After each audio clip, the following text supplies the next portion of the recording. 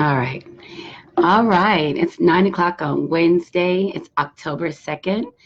I can't believe it. It's October 2nd already. Like this year, I thought it was going by slow, but in actuality, it seems to be moving right along. So we're already in October, which puts us about, what, 12, 11 weeks from Christmas and less for Thanksgiving, right? About 8 weeks before we get to Thanksgiving. So I'm really excited about that. I love the holiday season. I know most of us do enjoy the holiday season.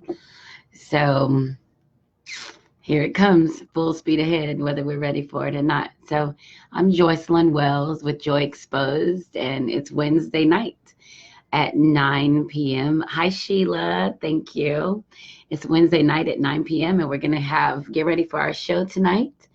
I'm really having a great time doing the shows. I'm learning a lot about myself. The funny thing is that once I go back and listen to the broadcast, I'm really getting some good information, even from me, and not realizing the clarity at which I'm able to discuss things with you guys and to tell you things that have happened to me. So these are like my therapy sessions, and you guys are my therapists. So thank you very much. Hi, Misty. Thanks for joining. So thank you very much for allowing me to talk to you guys and to have these therapy sessions. So as always, we get started with 3 cheers of joy. It's really, I've missed you too. It's really like one of my favorite things to do when I'm looking at the 3 cheers of joy. And it's amazing because I have to really look back over my week to see which 3 things make the cut for being my favorite 3 things or my 3 cheers of joy. So I'm drinking 2 things tonight. I have Hornitos tequila in my Yeti, and I'm drinking the Hornitos because I've had it for like 3 weeks and I haven't finished the bottle yet. So that tells you how sucky I've been feeling if I haven't been drinking. And I'm drinking, this is a new one, bubbly sparkling water. And I get this from Target. I guess it's available anywhere now, but I usually see it at Target, maybe at Winn-Dixie. And I think Florida's the only one that still has Winn-Dixie around. So that's what I'm drinking tonight. So I have 2 things. And my appetite is kind of shifting from where I usually drink a lot of liquor or wine to now I'm drinking more sparkling water and less liquor and wine. So I guess that's good. But, I guess we grow up and, so I guess, or maybe I'll get back to the liquor. Either way, whatever. I got 2 things tonight. So let's start out with 3 cheers of joy. And as I said, I have Hornitos tequila. So my 3 cheers of joy tonight. First of all, I'm getting a lot of freaking likes on my Virtues of Joy Facebook page and my Joy Exposed Facebook page. So I'm really pleased with that. And because, I don't really know how the technology works. I don't know if because I'm posting stuff, Facebook automatically sends it out because it's people outside of my friends list. So I think that it's now getting exposure in other places. Either way, it's got enough goodness on there that people are liking my page. So I'm really happy for that. I'm almost to 1,000 on the Virtues of Joy, and I'm like 800 and something on Joy Exposed. So it's growing. So more exposure, more people get to listen to what I'm talking about, and that really makes me happy. So cheers to that. And hi, Biondi, and hi, Leon. Thank you guys for joining. I appreciate you. And my second cheer of joy is that I have a reading in Gainesville on Sunday. I'm getting a little freaked out about it because I haven't received my books yet, but that's okay because if I have some book sales, I'll just mail them when I get back. So, and that's I've learned that because I used to get all panicky, like I should cancel and all of this, but I realized that most of the time when you are going to see people, they want you for you. They're not necessarily interested in the physical, that material thing. They want you, they want to share with you and your energy and hear what you have to say and bask in you and touch you and love on you and have you reciprocate those feelings. So cheers to my reading in Gainesville. I'm excited about it because I lived in Gainesville for several years. So I'll get to see some of my old coworkers while I'm there. And my really good friend Stephanie, she and I always keep in touch, and you guys heard me talk about her often. So I'll get to see her as well. So I'm really excited about Gainesville. Cheers. My third cheer of joy that I had to think about that I would choose tonight just caught me off guard, but I'm very appreciative of it. It's my ex-husband. Go figure. So I'm celebrating him tonight because he's proving to be, at this point, and maybe he's getting a little softer and gentler in his old age and because he has a new wife.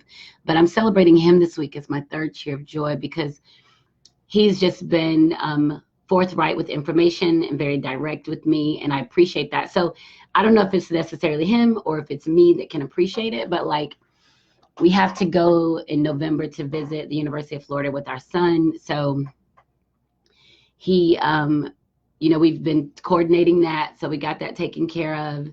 And then I got a call the other day about the courts filing charges against my brother-in-law, which is his brother. And I was all nervous. Now, I haven't seen him in like 20 years, but the fact that they called me saying I was the person of kin, I was like, oh my God, what do I do?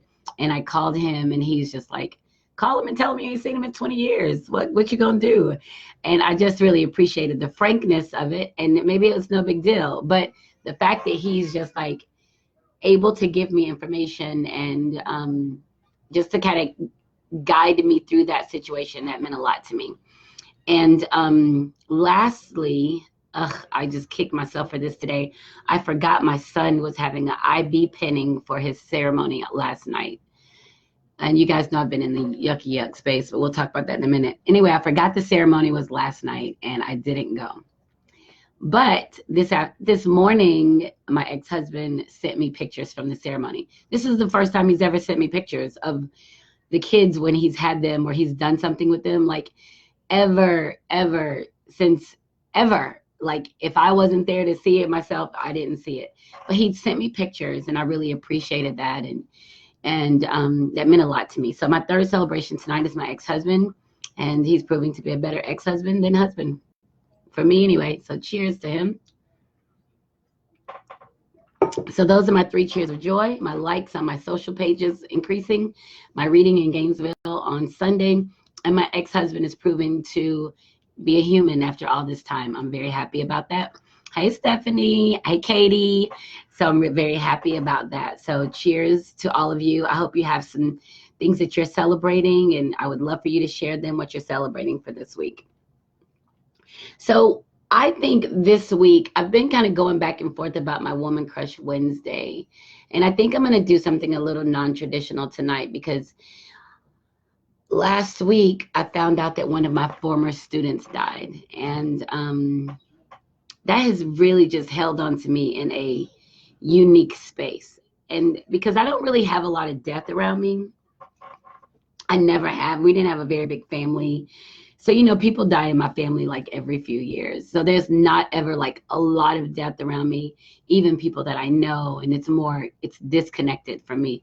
But one of my students died, and a former student, she was no longer because I teach alternative school. So that means when they come to me, it's a short stint, a semester, a year, but nothing longer than that. They don't get to stay. Well, when she was with me, I think she was 14, and now she was 16 when she passed away last week. And that just really gripped me in a way that just had me so uncomfortable and reflective. And I just had to remind myself that when I go to work and when I'm touching these students and teaching these students and building relationships with them, that I'm really giving everything that I can give. You guys don't even understand. Like, I have so many rules about what I can and can't do on a school night. I got to get rest because I can't go to work tired because the kids need me. They need my energy. They need my time. They can't be dismissed. Like, they need it. So I really take that to heart. So I had to remind myself that I gave her what I could give her during the time that I had access to her. And so what happened, what I heard from the students, her best friend actually was the one that called and told me, and I still keep in touch. I keep in touch with a few of them, not on Facebook, so they don't know this side of me, but they'll have my number to text me that they have a dance coming up or a football game, that kind of things. I still try to stay connected. But anyway, so one of the students called and told me that she died, and after doing a little research, I found out that she had just gotten out of Department of Juvenile Justice. She had been there for 21 days, and she went in for fighting her mom. So she and her mom got in a fight, and she is a fighter. She is a hell of a fighter too. She does not mind. She did not mind. And so she got out on Monday, and I think she died in her sleep. on Tuesday from a seizure. So that really just got me like, damn, like, so I was thinking about it from her perspective, and then I was thinking about it from her mom's perspective. Like, so I'm processing for so many different ways. And I finally just had to seal my thoughts with a kiss. And we talked about this a few weeks ago, ruminating.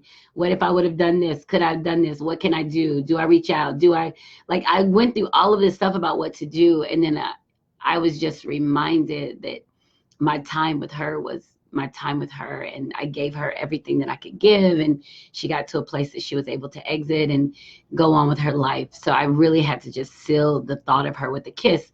So instead of having my traditional Woman Crush Wednesday, I'm going to give it to her. I'm going to give it to Nia. It belongs to her because she's 16 years old and she had a rough one.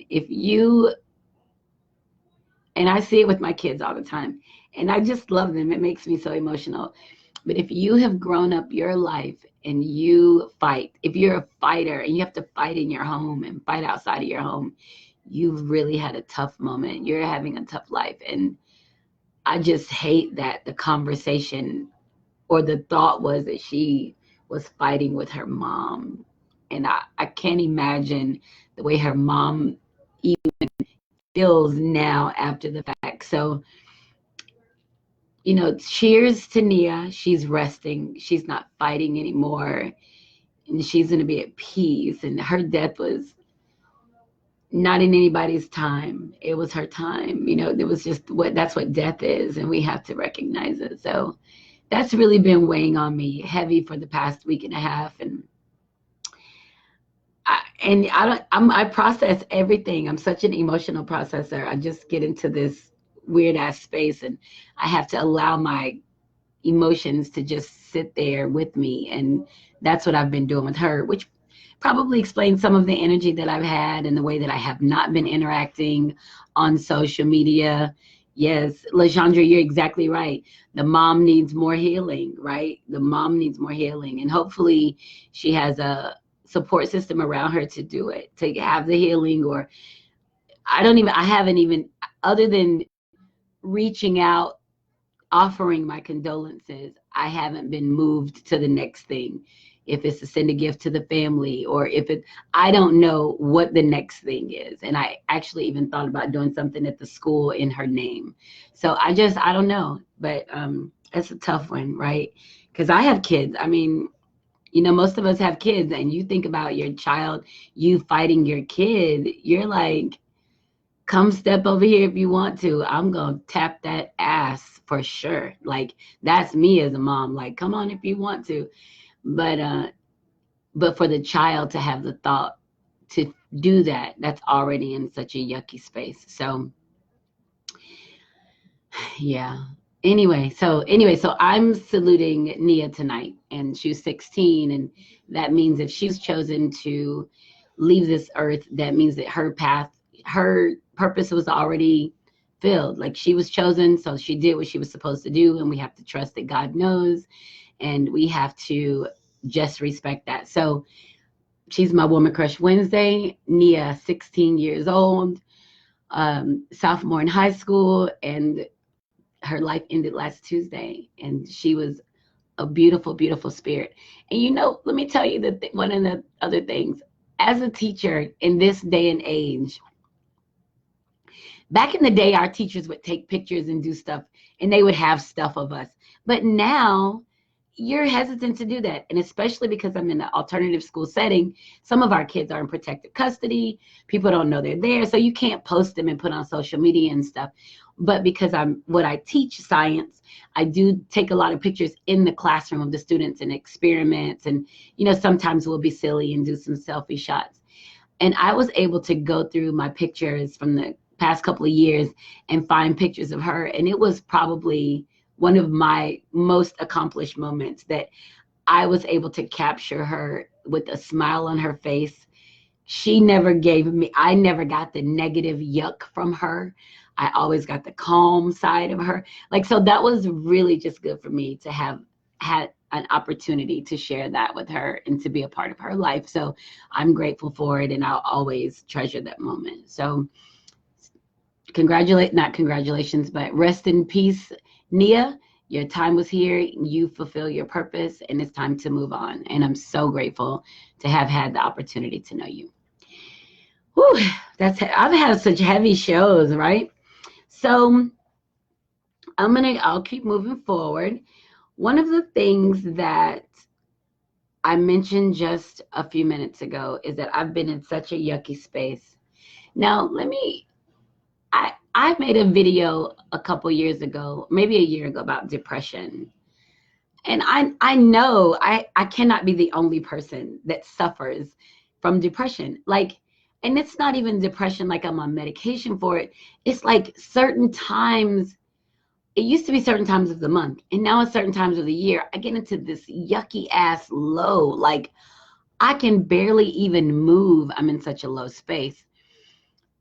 I can barely move. I'm in such a low space. And that's where I was for like Monday last week through the weekend. I could never get out of it. So I've had some triggers. And I think one of the triggers that puts me in this low space is when I have to say goodbye to my faceless love. Because he lives in Atlanta. So when he comes down here, he's here for 6-10 days, sometimes longer. So when we say goodbye, that's like a very low ass, yuck moment. And he and I both, we get in such a yucky space, like the day before it's time for him to go, that we can barely even talk to each other before we want to just erupt in tears. And just like, it's so emotional because we share so much love. And he left on Monday. And I say that, so not Monday, 2 days ago, Monday last week. He left on Monday, and I even said that was the Mondiest Monday ever. Like it was like the longest day. And he left me, I went to work. I was almost in tears all day. He went home, he got back to Atlanta. We could even tell how solemn we were. So that's kind of the energy we keep for like 48 hours. Like we can't get back into work mode. It's like we're dying, like we want to be together. And I think it's weird for both of us because we're almost 50 and we're now experiencing this amazing love for like the first time in our lives. So I think maybe if we were younger, I don't even remember it being this intense when we were younger, but we experienced this crazy ass love at this age. And now it's worth it. But I think it's more understandable when you're younger and you're like, oh, it'll get better. But when you're older, you're like, okay, I got to make it better. And so we're just trying to figure that piece out. But anyway, so he left. Then I found out about Nia passing. And I think that just spiraled me into this yucky ass low that I couldn't even really get out of. And I finally I went to the golf course a couple times, just trying to get rid of some of that energy. And I even posted on Facebook that I was feeling so restless. Like, I was like, I'm so restless. Like, Jesus, like I wanted to just take off running. And I couldn't figure out what it was. Now, here's the thing. In the past, when I felt that way, I became my biggest saboteur. I was sabotaging relationships around me, getting rid of things because I felt like I need to do something. So this time when I felt like that, and even faceless love, I used to break up with him all the time. I'll be like, fuck you, I'm not doing this. It's a waste of time. You're too far away, blah, blah, blah. I snap on his ass like every month, and he would be like, the next morning, like, hey, pretty girl, how are you today? Men expect there to be some kind of, and I was definitely giving. So, but now when I felt that way and I was talking to him, he is just so patient and kind and loving that he can see it. He probably sees it before I see it, that I'm going into this space. And he's just like, I do love you. I'm thinking of you. And I was just like, I love you too. I just had to, I don't even think I said I love you too. I think I said I know, right? So it was just kind of this yuck space that I've just been feeling. So Sunday, I was laying in the bed all day Sunday, like barely walking around the house.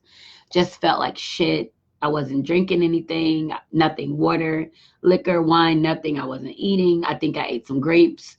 I just was yuck, yuck, yuck, yuck. And I was laying in the bed, like having this moment, this low ass moment.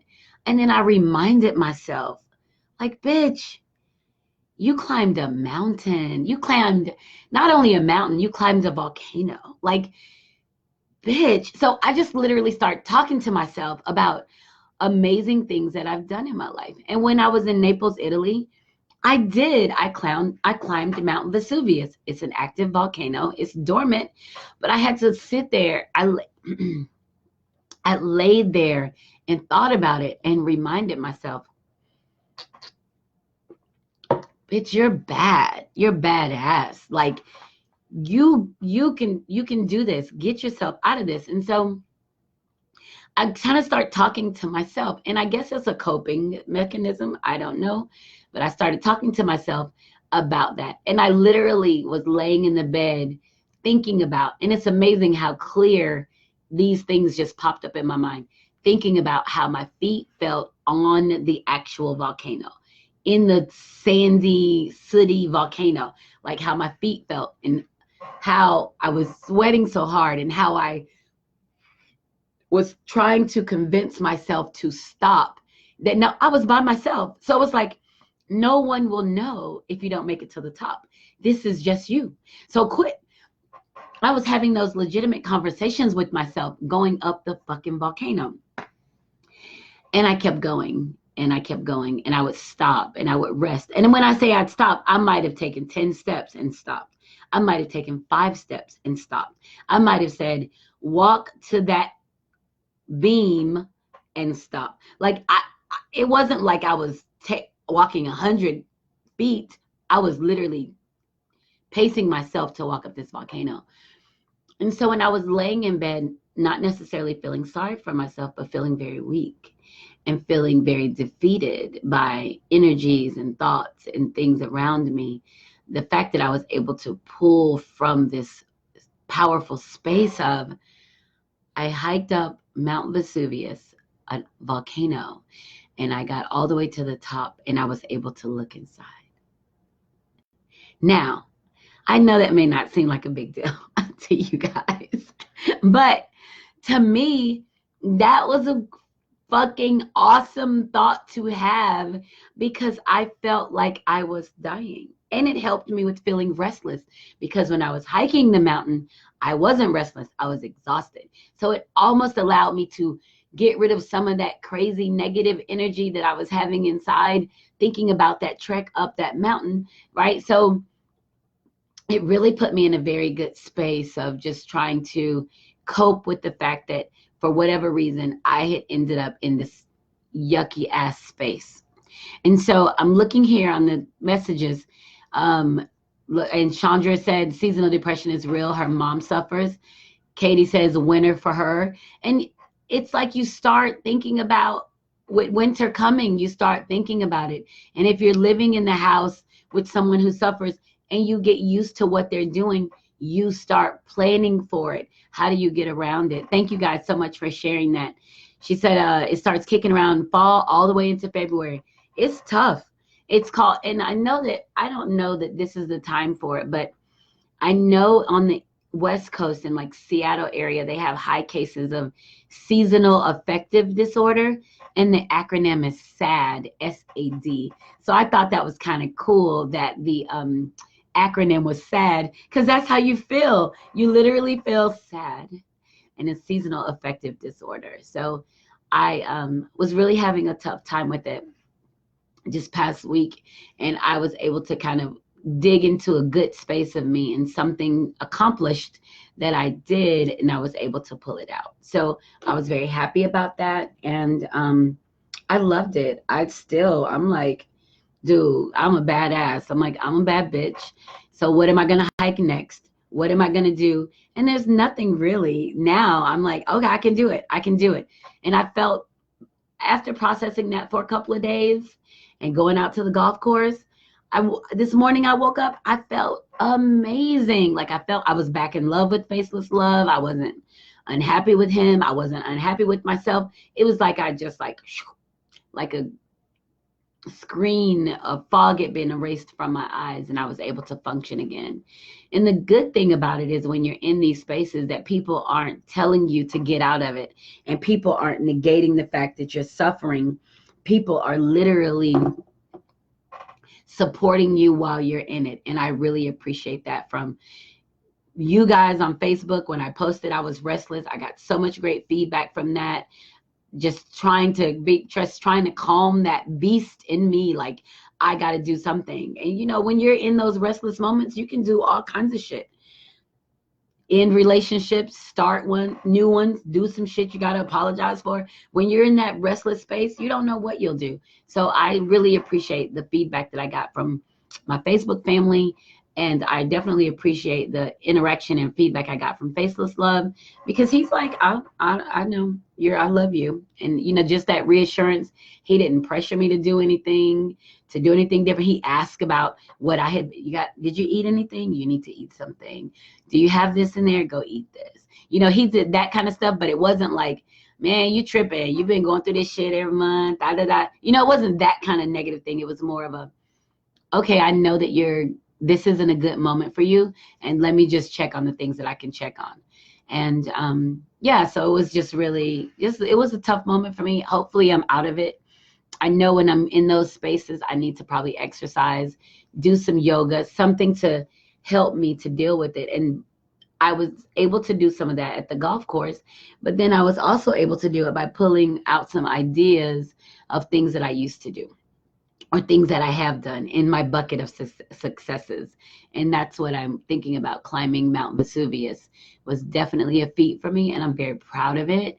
So it's like when you get into those yucky spaces, find some good shit, some goodness that you've done, hold on to it, celebrate it. That's the shit that keeps us from staying in that space and falling on our face or not getting up. So I was very pleased with that. So that's me talking about me being in my yucky space. And I got to get out of it because this morning, someone asked me, what are you doing to get ready for Los Angeles? And I was like, shit. And that's less than a year now. So I was like, I don't know yet, but I'm trying. So that just really made me look forward. So if you think about people who know you and know the goodness that's in front of you, and you can't see it, you know it's there, but you can't see it. When they can ask you a question to propel you a year forward and through the muck, you got to appreciate that. You got to love it. So very excited about that. Now, let's see what else. Let's see. Oh, how about this? How about this week in one of my groups, I made a little confession. I'm going to share it with y'all. I don't know if y'all want to know this or not, but I'm going to share it anyway. So I made a confession in one of my groups, and y'all may know this, y'all may not, but I spent a little bit of time as a dominatrix. So I know can y'all imagine that? Me, I was badass. Okay, so I'm going to tell you guys about it a little bit. So I spent a little time as a dominatrix. So that's my Facebook post of the week. Did you know that I was a dominatrix? That's the post that I made. So let me just explain it to you. So someone called me and asked me if I were interested in spending a weekend as a dominatrix. So I never thought about it. I mean, what the fuck? Who thinks about I'm going to be a dominatrix? Unless you've been put in a situation that someone has asked you to be their dominatrix and they want to be your sub or whatever. And there's all this lifestyle about it. It's groups all over Facebook where you can choose a role. Like you can be a dominatrix, you can be a sub or a dom, or you can be a sub or whatever, all kinds of shit out there. Anyway, so I was invited for a weekend, and I took it because it was all expense paid weekend. So I didn't know what I was going to have to do. I just wanted to make sure it wasn't nobody trying to fuck me. Like that was literally my only thing. Like, wait a minute. Is anybody trying to fuck me? So no, okay. I could probably do it. So ain't nobody, trying to take advantage of me, do some crazy shit. They're like, no, if you're the dom, you get to choose your boundaries. You choose what happens and you respect your subspace. So I went and I did that. I wrote about this in my book. I think either the second one. I don't know if I wrote about it in the first one, but the second one. Anyway, so I went and I spent a weekend this way. And my sub was this older black guy. And have you said black guy? Well, not really. He's just the older guy. So that older guys get the belly. I call it the, pouch, like a little pouch they get when they get older, all their years of football and whatever. Then they slow down and they start getting a little belly. So that's all. But anyway, he was my sub. And I just was like, it was so easy to be his dom because he was so needy, attention, what he wanted, what he just wanted to please. So it ended up being more of a therapy session relationship, the time that we spent together, because I couldn't understand. My mind wouldn't allow me to understand. My mind wouldn't allow me to understand how a guy gets to this place that he is this desperate for. Like, I had never experienced a man that way. So it ended up being a therapy session for me. And we talked about his ex-wife and his children and all kinds of shit, because I was literally trying to figure him out. So anyway, we spent the whole weekend together going to these events, these BDSM events. And I took on the role as a dom, like just like that. And lo and behold, I was fucking good at it. I never even thought in my whole life that I would be good at something like that, or even to do it. I even researched it, how to do it. Right? So I tried to figure out how to be a dom, and I did research and stuff. And I mean, and it was okay. I learned a lot. I met some great people, and I had a great weekend. And when I left this weekend, surprisingly, he wanted me to be his sub, he wanted to continue to be my sub. And I was not interested. And then I had someone else who was interested in being my sub. So, it gets around. If you're dumb, people want to talk to you about being their sub and things that they want. And it's really just about taking care of a person that needs to be taken care of. So I know it sounds good, right? Like, you're in a power position, you get to tell people to do stuff, but it's fucking exhausting. Like, I don't even like to interact with people that much. So if I have a guy that wants me to tell him what to do and to take care of him, and he wants to take care of me and do stuff for me, and I got to give him permission and blah, blah, blah, blah, blah, blah. That's exhausting for me. I'm like, ugh. So needless to say, I was really good at it because I'm a strong woman. I'm decisive. I think linear most of the time, so I just things need to happen. And I'm not afraid of a challenge. So the person who organized the weekend followed up with me and was, kind of giving me some pointers on it, how to do it, what to do with contracts. And, she kind of walked me through a lot of it, because a part of me thought I could manifest this as a part of myself in my real life. Like, I could be a dom and have some subs in my real life. But the reality was, I just really didn't fucking care. It didn't matter. And I just didn't have the energy to put into it. So I just thought I'd share that with you guys, because I know you guys probably don't think about that. You probably never thought about that I spent some time as a dom, it was cool. It was really cool. And men who are subs, they tend to have a lot of money, and they tend to need a lot of attention, and they probably need some therapy. So, and I just wasn't, that's not something I could commit to. I couldn't commit to taking care of somebody like that on a regular basis. So for me, being a dom the experience was really interesting, and I learned a lot about myself, how strong I am, and how I'm really not up for any bullshit. And that, a lot of that coincided. It's like I was single and a few years outside of my divorce, and I was traveling a lot, and to be put in a power position to tell somebody what to do, how to do it, and then all they want to do is take care of you.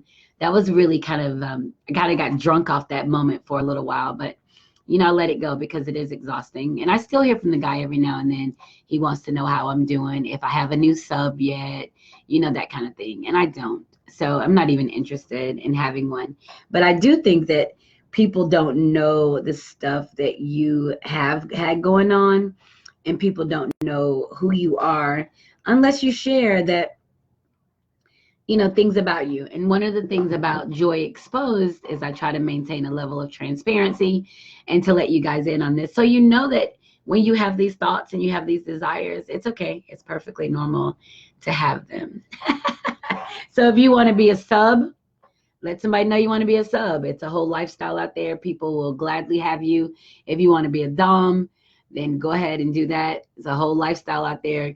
Whatever you want is out there, and you just have to be safe and you have to be responsible, because you always have to wonder about the amount of karma you're putting out there too. That's for me too. I'm like, I don't want to put out any bad karma because I don't want to have to pay it back.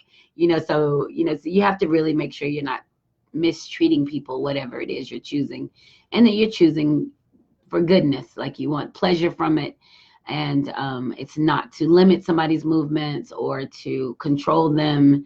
It's still trying to help lead somebody to a place. But for me, as for a man, I can't see men in that light, because I just expect men to take on a leadership role in the relationships, period. So I don't really see myself leading them. I just see myself being led by. I see myself being led by. So that's really just a difficult space to be in. And I don't want to, I was good at it. And I think that helps me with dealing with men that I meet now, because I'm so black and white about what they're saying and how they're doing it and whatever. And they find out very early that I'm not one to be fucked with. And that can be very intimidating to a lot of people. So anyway, I just thought I'd share that I spent some time as a dom. And I don't have any great pictures or anything. I talked about it in my book. It was a lot of fun for the time that I had. I met some great people, and people with lots of money and prestigious positions, and just all kinds of stuff, so it's a lifestyle, and people who get in it, they love it. So it just wasn't for me, but I did enjoy it while I did it. And it helped me to become very strong, and to know that people are only going to move around you as you'll allow them, and you set boundaries for yourself. So that was really good for me, and I appreciate that experience. So anyway, just thought I'd share that. So let's see what else is on what else am I talking about tonight? I had so much fun talking last week that now I'm just trying to search and see what I want to talk about. And earlier today, I had all kinds of stuff on my brain that I was going to talk about. Now I'm like, blah, blah, blah, blah, blah, blank. So let's see. What time is it? Almost 9:40. So listen, at right now, you guys can do it now. It doesn't matter. If you're interested in getting a Tumblr, a personalized Tumblr, you can send me an instant message. I'll take the first 2 people. So if you're going to send an instant message, send it now. Send it with your name and that you want a Tumblr, and then I'll get your address and what you want on it, and then we'll have it made by STM Specialties, so you can have your personalized Tumblr. I've already given away a couple of them, and they're a lot of fun. So if you want one, send me an instant message. First 2 will get it. Now, here's a topic that's always tricky for people who are single and people who are in relationships. And I'm transitioning to this because I just came out of the Dominatrix conversation. And this is about, and people have talked about it. I've never had the opportunity to experience this, but it is a common conversation, and I have been invited to do it. So when people talk about threesomes or group sex experiences, orgies, that type of thing. So I had a conversation with a guy about 3 weeks ago. We were playing golf, and the conversation turned into a sex conversation. It wasn't just me and the guy. It was a group of us, and it turned into a sex conversation. And the conversation turned into multiple sex partners at the same time. So threesomes, orgies, that type of thing. And I was saying, one of the things that I say about myself is I don't have sexual boundaries. I've never had sexual boundaries. And the reason I haven't is because I know so much about myself. And I've said before, I've always studied my body. I've always studied my body, my own body, through experiencing myself, books, movies, any kind of literature. I've learned about it. I can talk about sex from the most clinical aspect to sucky porn. Like, it doesn't matter to me. And it's not embarrassing to me. It's a very fluid conversation, and it's a real conversation because so many people don't know their bodies.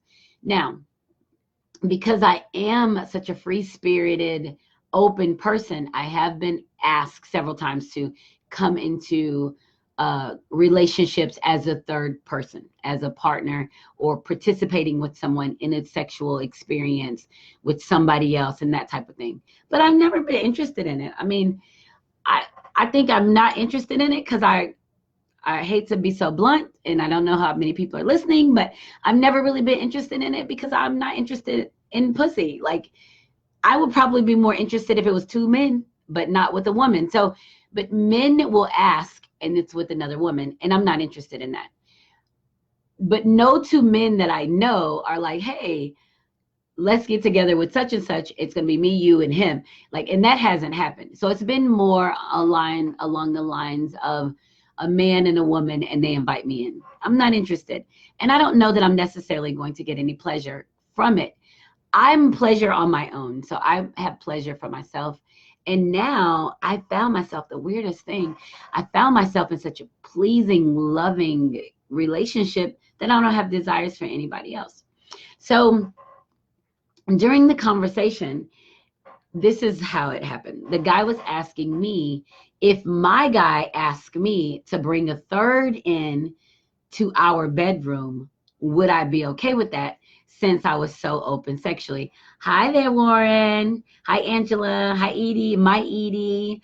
So he asked me if I would be interested in bringing a third. If my guy asked me to bring a woman into our bedroom, would I? And I was like, no, I wouldn't. And he was like, well, what if he really wanted it? And I was like, then he really wants it. He needs to do that on his own. That has nothing to do with me. And so he just kind of went on with like, so if he's your man and he wants to be with you and somebody else, then I'm like, well, first of all, let's keep it real. My man isn't going to try to get me to do something I don't want to do. If there's somebody trying to get me to do something I don't want to do, and I have reasons for not wanting to do it, then it's not my man. And that's a reason for me not to be in the relationship. So I was telling him, I said, well, you have to think of it like this. If a man is interested in having sex with two women, he needs to set it up to have sex with two women, including my man. And I told him this. If you want to have sex with two women, set that shit up. It ain't got nothing to do with me. I don't have to know about it. We ain't got to talk about it. Don't tell me it's happening. Don't tell me you're setting it up. Do you. You're a grown-ass man. Do your thing. And that's what I think people miss about being adults in relationships. You don't have to get approval for somebody else to do things that you want to do. Now, do I want him to be sexually involved with someone else? Of course not. But do I stop him from his desires? Of course not. His desires are his desires, and they have nothing to do with me. And so the guy was, he kind of kept badgering me about it. And I said, well, first of all, my space with my guy is a loving space. Like, that's a loving space that we share together. I'm not inviting a stranger into my loving space. I'm not inviting a stranger into that. That doesn't make sense to me, because that then contaminates our loving space. If his desire is to be with two women, then he needs to do that on his own. Like, if my desire is to be with two men, I'm going to do that on my own. It's not on my guy to find a guy to bring into our bedroom.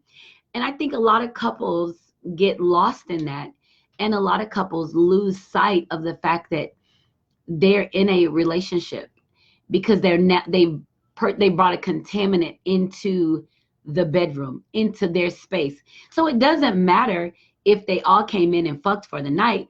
When it's over, the thought is we all fucked for the night. and that thought doesn't go away, and you process it over and over and over and over and over. Hi there, all that love I'm getting. Thank you. It looks like it might be Joya's emoji, my daughter's. I can't really tell. So it looks like I'm getting all this love over and over. Thank you.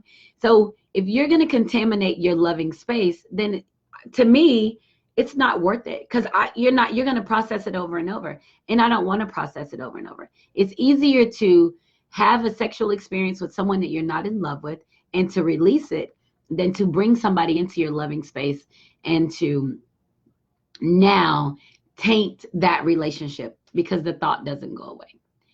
So, he kind of went on and, on and on and, kind of back and forth. And we had this conversation. And one of the ladies that was there was talking about how, listen to this, she did it for her now ex-husband. She did it for her ex-husband. Well, at the time, it was her husband. And she did it for her husband. And then guess what? All their shit went south after that. And they got divorced. Because he didn't like the idea that she was possibly with that woman before. So he's generating these thoughts in his mind about what he thought it was instead of what it truly was. She brought the woman in for him. He was jealous of the way that she interacted with the woman. He had a good time while he was in it. But after the fact, when he's processing it and his thoughts are going on and on, he couldn't release it, right? He couldn't release it. And he got caught up in that. And she said it was the demise of their marriage, right? So that's a tough space to be in. Now, I won't ever tell anybody not to do something. If you're going to have a threesome, have a threesome. If you're going to go to orgy, go to orgy. Do whatever it is you're going to do. But do it in the capacity that you can still process tomorrow and love yourself. And if it's with your partner, love your partner. And it doesn't matter how many packs you make, because you can't stop the mind from fucking working. We can never shut the mind down. The mind will think about what it wants to think about. And it will ruminate over something that, what if this, what if this, what if this, what if this? So that's a tough space to be in. So my faceless love is my guy. I love him to death. If he asked me to bring a woman into our bedroom, I would laugh. I'd be like, motherfucker, bye.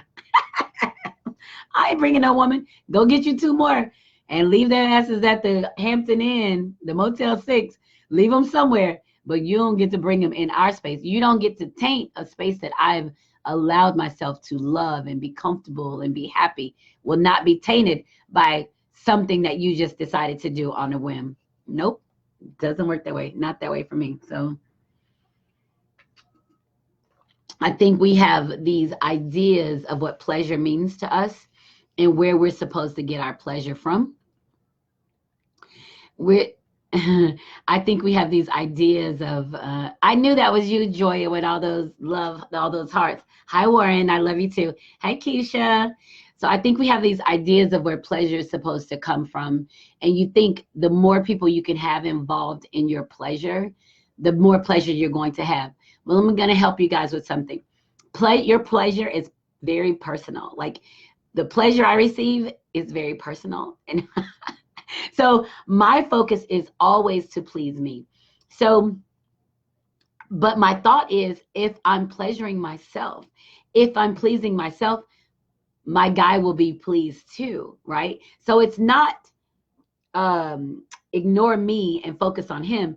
It's giving pleasure, teaching pleasure for me, getting my own pleasure. And then it's like putting my air mask on first. I'm going to get mine. Like I'm taken care of. But people think I'm going to bring all these people into my loving space. But when you're thinking about bringing all the people in, keep in mind, everybody's focused on pleasing themselves. It's not necessarily you.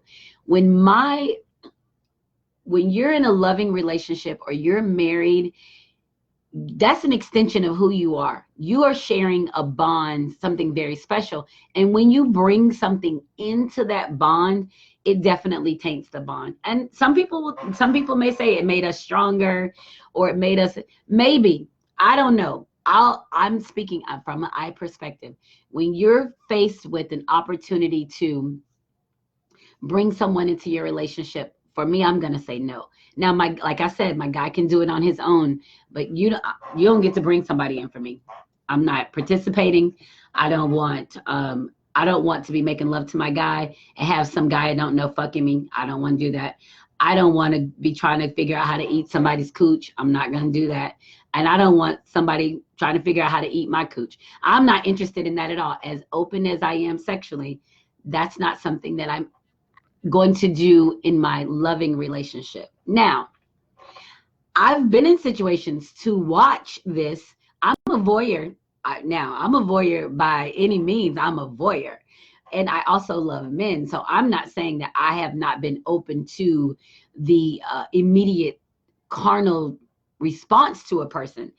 All I'm saying is I'm not opening myself up to this multiple personality interaction, because I'm not wired that way. I'm not even a person that's wired to be friends with benefits.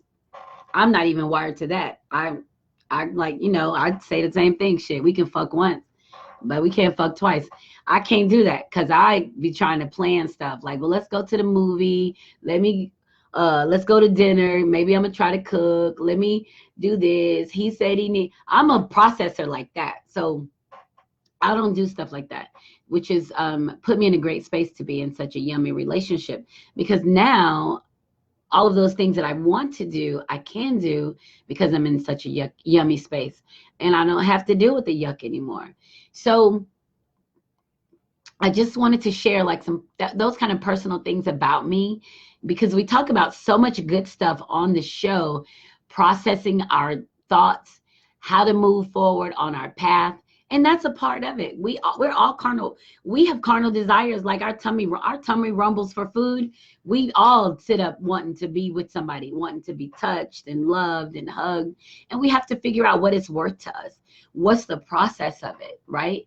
We got to figure that out. And try exploring our carnal desires is one of the ways that we figure out how much we can take, what we're willing to do. So I'm not ashamed to talk about any of it. I've written about it in my books. I'm very open about it. I'm very open about the person that I am. And I'm very open about the fact that I've studied my body. I studied my body. I read, I spent hours in the library trying to figure out how my body works. Where's the pleasure? Where's it supposed to come from? How do I find it if it's not there? So I'm always very focused on me. And that's one of the great joys of the woman that I am, is because I've always been in control of my sexual encounters. No one used me sexually. The first time I was with someone, it was something that I chose. I chose the person. I set it up.